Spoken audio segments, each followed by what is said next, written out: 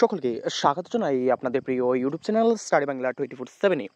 আজকের এই ভিডিওতে এনএসপি থেকে আরও একটি নতুন আপডেটটি নিয়ে আলোচনা করব। আপডেটটি আপনাদের সামনে তুলে ধরা হচ্ছে একাডেমিক ইয়ার 2024-25 শিক্ষাবর্ষে আপনারা যারা কলেজ স্তরে অ্যাডমিশন নিয়েছেন এবং আপনারা স্কলারশিপের জন্য আবেদন করবেন, আপনাদের ইউজিসি থেকে একটি ঈশানোদয়ের যে স্কলারশিপ দেওয়া হবে তার সময়সীমা আপনারা পরিবর্তন করা হয়েছে। দেখে নিন, ইউজিসি থেকে যারা ঈশানোদয়ের জন্য অ্যাপ্লাই করবেন, নিচের দিকে স্ক্রল করলে এখানে দেখতে পারবেন Ishanodaya special scholarship scheme for near.